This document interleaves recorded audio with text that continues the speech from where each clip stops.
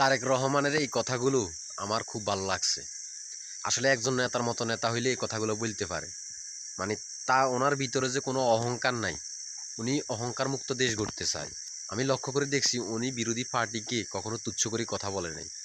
এবং ওনারে অনেক টাইমে দেখা যায় সংসদে চুপচাপ বসে থাকে।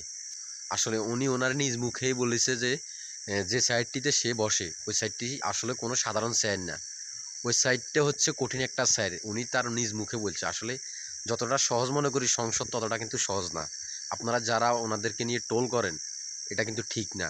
তারা যে চেয়ারে বসে ওই সাইডটা আসলে কত কষ্টের বিনিময়ে পাওয়া যায় এবং কত কঠিন চিন্তার মাধ্যমে ওই সাইডটাতে বসতে হয়, কতটা প্যারা নিয়ে তারা সংসদ চালাইতে হয় একমাত্র তারা জানে।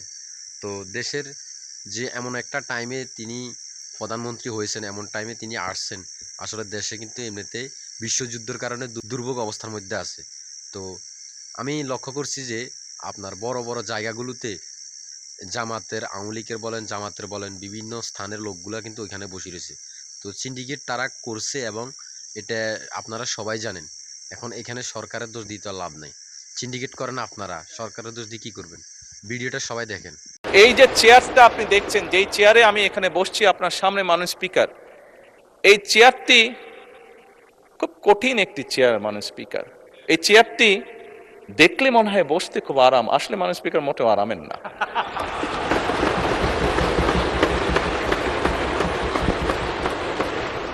এই চেয়ারটিতে বসলে মাননীয় স্পিকার প্রতি মুহূর্তে মনে হয় যে আগুনের তপ্ত হিট আসছে মাননীয় স্পিকার।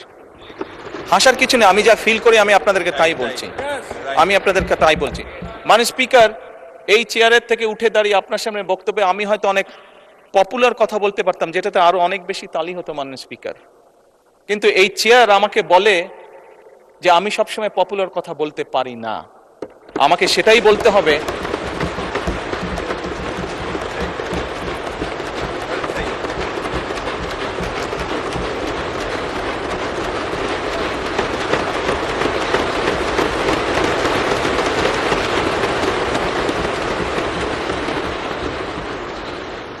মাননীয় স্পিকার, একজন রাজনীতিবিদ হিসাবে আমারও তো ইচ্ছা করে পপুলার কথা বলতে, যাতে জোরে জোরে তালি পায়।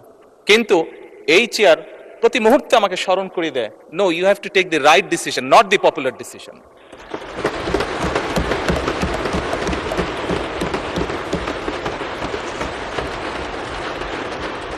মাননীয় স্পিকার, আপনার মাধ্যমে আজকে এই সংসদের এই সবুজ চেয়ারে যারা বসে আছেন, আমি মনে করি আজকে বোধহয় আমাদেরকে সিদ্ধান্ত নিতে হবে যে আসুন আমরা পপুলার ডিসিশনে আলাপ করব না, আমরা আলাপ করব সঠিক ডিসিশনের ব্যাপারে, রাইট ডিসিশনের ব্যাপারে। মাননীয় স্পিকার, আজকে এই সংসদ অধিবেশনের শেষ দিন, আজকে অধিবেশন শেষ হয়ে যাবে।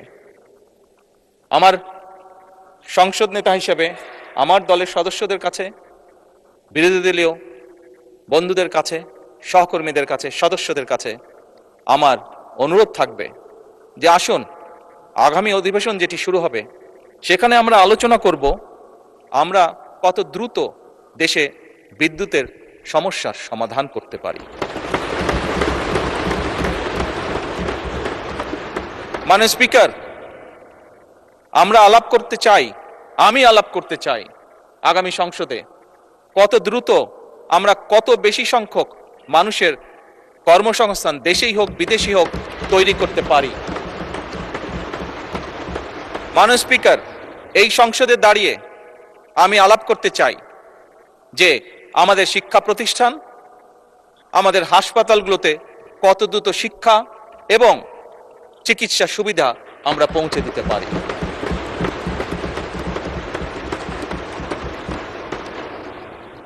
মাননীয় স্পিকার, দিনের কার্যবিধিতে আপনি যখন শুরু করেন, বিভিন্ন সময় বিভিন্ন সংসদ সদস্য বলে ওঠেন তার এলাকায় রাস্তা লাগবে, তার এলাকায় ব্রিজ লাগবে, কারো এলাকায় কালভার্ট লাগবে। স্বয়ং বিরোধী দলীয় নেতা ওনার এলাকার সমস্যার কথা বলেছেন। মাননীয় স্পিকার, আমরা যদি দেশের পরিস্থিতি স্থিতিশীল রাখতে না পারি, দেশে আমরা যদি অর্থনৈতিকভাবে শক্তিশালী করতে না পারি, মাননীয় স্পিকার, বর্তমান প্রেক্ষাপটে যেখানে 30 লক্ষ কোটি টাকার ঋণ নিয়ে এই সংসদ দেশ পরিচালনা শুরু করেছে, সেই দেশকে আমরা এগিয়ে নিতে পারবো না। আমরা যদি একটি স্টেবল গভর্নমেন্ট রাখি, আমরা যদি একটি স্টেবল পার্লামেন্ট এনশিওর করতে না পারি, মাননীয় স্পিকার, আমরা কোনোভাবেই এই দেশকে সামনে নিয়ে যেতে পারবো না। মাননীয় স্পিকার, এই দেশকে যদি সামনে নিতে হয় তাহলে অবশ্যই আমাদের উভয় পক্ষকে একসাথে কাজ করতে হবে। হ্যাঁ, বাংলাদেশে আইটি শিল্পের বিকাশ কিভাবে হবে এ ব্যাপারে হয়তো আমাদের মধ্যে ডিবেট হতে পারে, এ ব্যাপারে আমাদের মধ্যে দ্বিমত থাকতে পারে, কিন্তু বাংলাদেশের আইটি শিল্পের বহিঃপ্রকাশ হতে হবে, এ ব্যাপারে আমাদের মধ্যে নিশ্চয়ই কোনো ডিবেট নেই। মাননীয় স্পিকার, সেজন্যই আসুন আজকে আমরা সিদ্ধান্ত গ্রহণ করি যে আমাদের আলোচনার বিষয়বস্তু হবে এই দেশের মানুষের ভাগ্যের পরিবর্তন। আমাদের আলোচনার বিষয়বস্তু হবে